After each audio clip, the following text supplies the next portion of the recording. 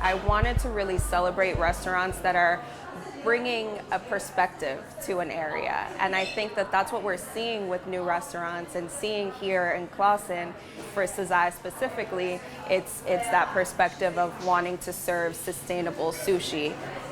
Clawson, a small metro Detroit city with a thriving restaurant scene. During the first year of the pandemic, we followed Clawson's small businesses as they weathered the storm. But since then, a new restaurant has opened and was named the Detroit Free Press Restaurant of the Year. Sozai, run by chef Hajime Sato, a new resident of Clawson who recently moved here from Seattle. Sozai is one of just a small handful of restaurants in the whole country serving sustainable sushi. I met up with Free Press food critic Lindsey Green in downtown Clawson at White Wolf Japanese Patisserie to discuss her top 10 new restaurants list and why Sozai got the top honor. Your list struck me as very unique because there really was a strong focus on, as you said, all the restaurants on this list in some way are building businesses with humanitarian or environmental efforts.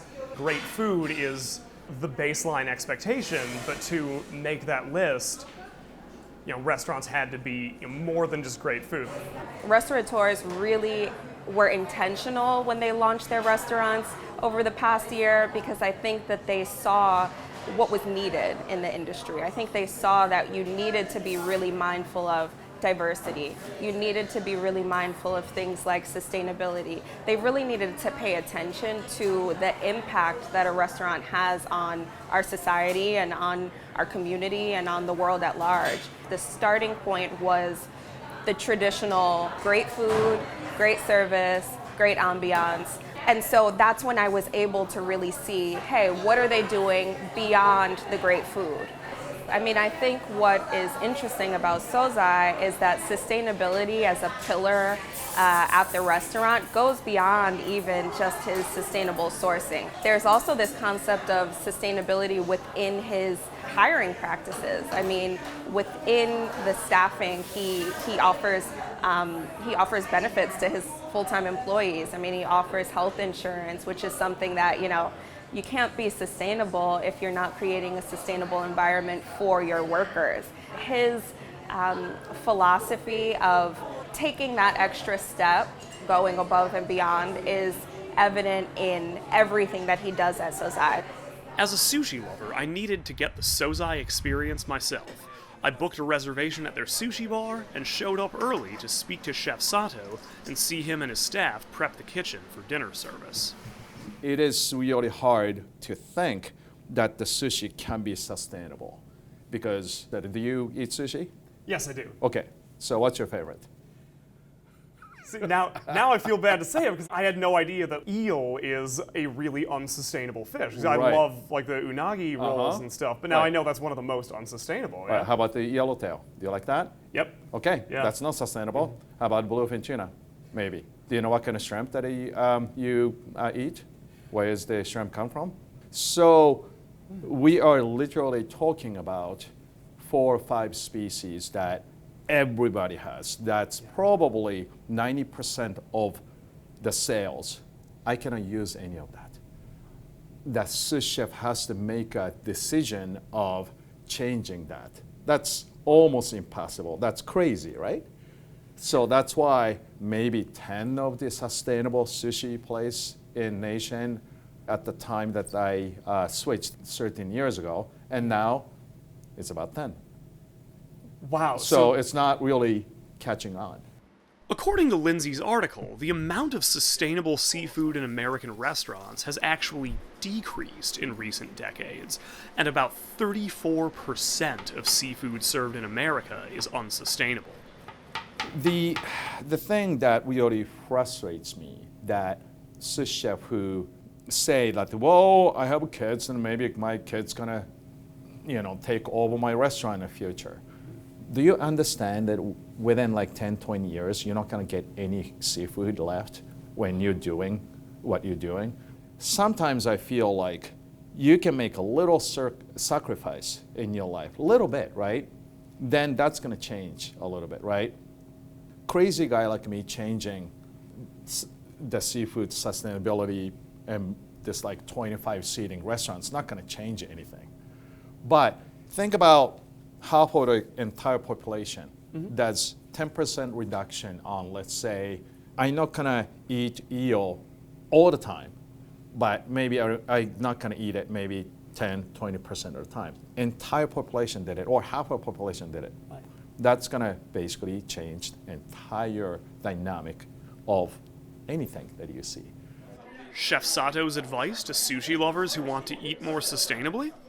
Start with, go to the sushi bar or any kind of seafood restaurant, fishmonger, wherever you go.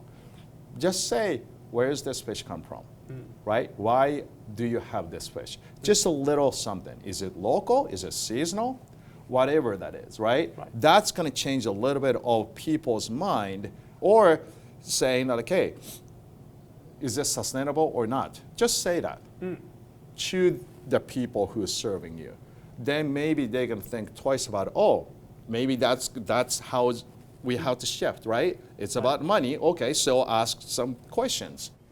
How much do you use more local fish or Great Lakes fish? So we use a walleye for, we call it pure Michigan roll, which, people say do you have California roll? No, we don't. Right. We're not in California. And I use a smelt also from Great Lakes. At this moment, there's sort of two that I use. And of course, I like to increase that. You also, you do more vegetarian stuff and more with vegetables than a lot of sushi places do. One of the things that's, I guess if you go to the sushi bar, if you say you're vegan or vegetarian, then you get like just avocado and cucumber roll. We don't do that. We do a lot of pickled vegetables in the house, and we even have omakase, which is the chef's choice meal for the vegan people. So you're gonna have a lot of choices, which I'm really excited about. And other side of the coin on this, that even if you get sashimi assortment, you get a lot of pickled vegetables. And some people don't eat it. It's like, hey, it's vegetable. And I sometimes make them eat it. Eat your freaking vegetables. And now you mentioned the omakase, the chef's choice experience at the sushi bar. Tell me a bit about that. I want people to experience something that you would never ever eat from the menu if it's there. Most of the people would stick with what they know. And I hate to say it this way, but maybe a lot of people like it, but there's some fried roll with the spicy mayonnaise on the top. There's nothing Japanese about that, right? Yeah. That is something that I'd like to change their mind and say, hey, there's a lot more than that. And yes, used to eat the California roll with the fried California roll with spicy mayonnaise. And today I might give you the sea snails. But be open-minded. You might like it. You never know what you're gonna get. And it's really fun because even every time you come in, months apart, it's going to be different, right? And sometimes I talk to the customers, and even exactly the same omakase from the menu, I might do a touch different because I talk to the customers, maybe they like this way, maybe I can push a little bit this way. So every time it's different. That's why there's a counter space over here. That's the only time I do omakase, not at the table, because I'd like to talk to the customers and get the feel. I think relationships so important, especially these days. Everything's kind of internet-based, and there's no human contact that much. People I think misses that part of it in a restaurant too. It's so mechanical sometimes, right? Right. I'm more old school. I like to have a regular customer for life. And as a relative newcomer to Detroit from the Seattle restaurant scene, what does Chef Sato think of our culinary community here? One thing about Michigan or Detroit that people have to realize, it's awesome here, okay? Yeah, I like Seattle in some ways, and they supported me, but it's so cool to be here too. Don't think about like what you don't have, right, but just know what you have. You can find more at onedetroitpbs.org or subscribe to our social media channels and sign up for our One Detroit newsletter.